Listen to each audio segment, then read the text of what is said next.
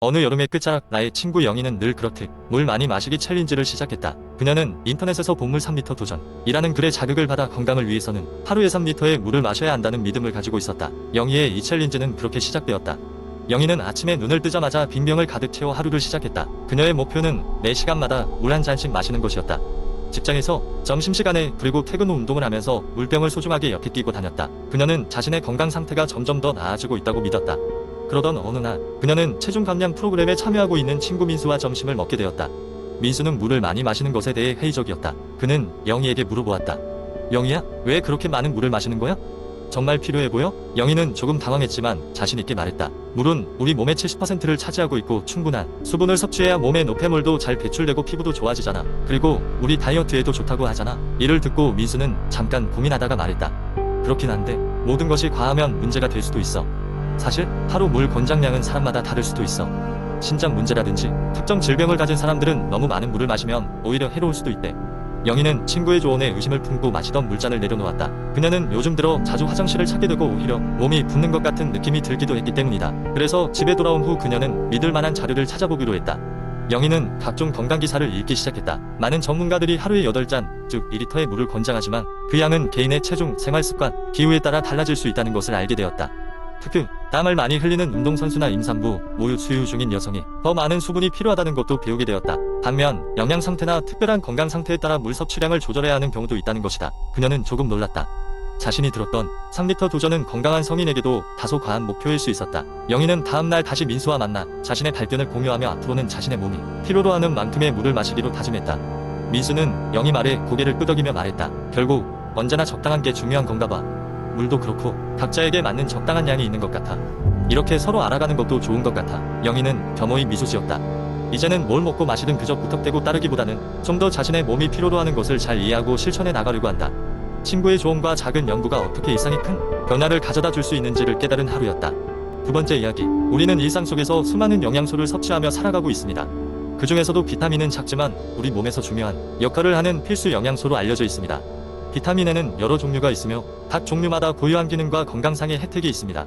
이번 이야기는 비타민의 종류와 그 놀라운 건강 혜택에 대한 깊이 있는 탐구입니다. 먼저 비타민 A에 대해 이야기해보겠습니다. 비타민 A는 주로 시력을 유지하는 데 중요한 역할을 합니다. 카로티노이드에서 변환되는 비타민 A는 눈의 망막에서 로독신이라는 색소를 형성하여 어두운 곳에서도 시력을 유지할 수 있게 돕습니다. 그리고 비타민 A는 피부 건강에도 밀접하게 관련되어 있어 피부 세포의 재생을 촉진하고 면역 체계를 강화합니다. 이러한 이유로 당근이나 고구마 같은 식품이 눈 건강에 좋다고 알려져 있죠. 다음은 비타민 B 복합체에 대해 살펴보겠습니다. 비타민 B는 B1, B2, B3, B5, B6, B7, B9, B12 등 다양합니다. 이 비타민들은 신진대사를 촉진하고 에너지를 생산하는 데 필수적인 역할을 합니다. 특히 비타민 B12는 신경 건강에 매우 중요하여 적혈구 형성에도 기여합니다. 이러한 비타민 B가 결핍되면 피로감, 빈혈 그리고 신경계 질환이 발생할 수 있습니다. 비타민 C는 항산화제로 잘 알려져 있습니다.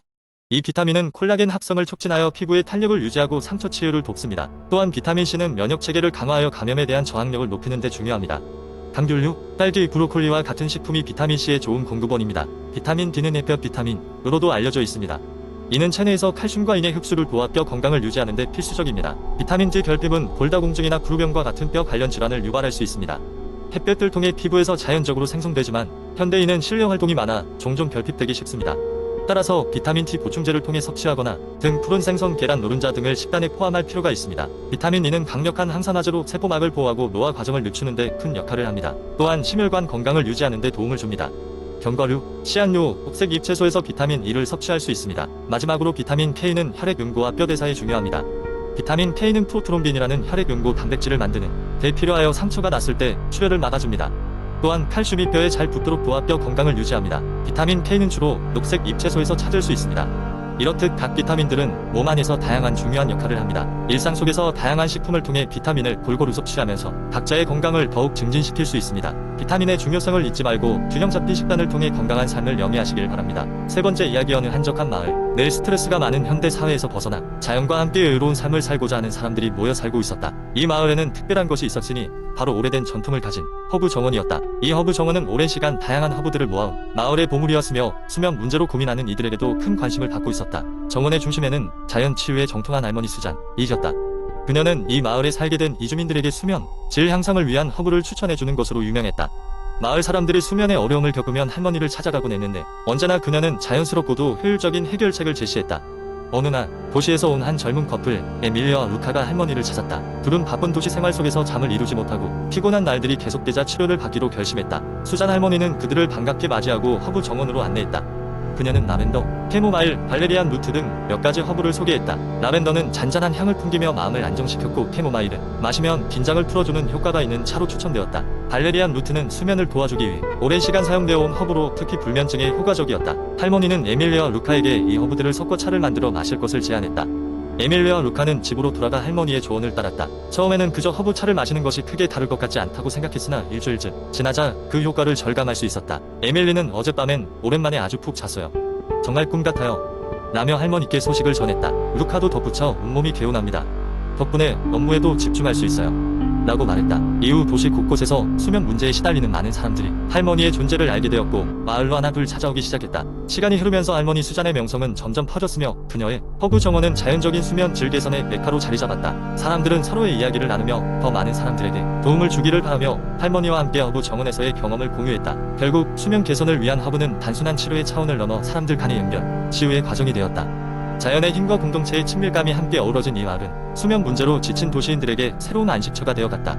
네 번째 이야기. 한적한 마을에 영양학에 깊은 관심을 가진 청년 준수가 살고 있었다. 준수는 어려서부터 건강식에 대한 관심이 많았지만 제대로 된 지식을 갖추는 데는 시간이 필요했다. 어느 날 그는 친한 친구 혜진의 고민을 듣게 되었다. 혜진은 늘 피곤함을 느끼고 있었고 이유가 무엇인지 알 수 없어 걱정에 사로잡혀 있었다. 혜진의 문제를 해결하기 위해 준수는 그녀와 함께 비타민과 미네랄에 관한 깊이 있는 공부를 시작했다. 그들은 각기 다른 비타민과 미네랄이 우리 몸에 어떤 역할을 하고 부족했을 때와 과도했을 때 어떤 증상이 나타나는지를 자세히 조사했다. 예를 들어 비타민C는 면역력을 높여주고 피부와 잇몸 건강에 좋지만 과다 복용 시 속쓰림이나 설사를 유발할 수 있다는 것을 알게 되었다. 두 친구는 또한 비타민 D의 중요성을 깨달았다. 특히 햇빛이 부족한 겨울철에는 비타민 D가 부족해 뼈가 약해질 수 있으며 이는 특히 어린아이들과 노인들에게 더 위험하다는 것을 알았다.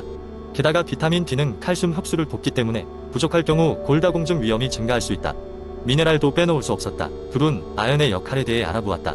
아연은 신체의 여러 효소가 제대로 기능하도록 돕고 면역 기능을 강화한다.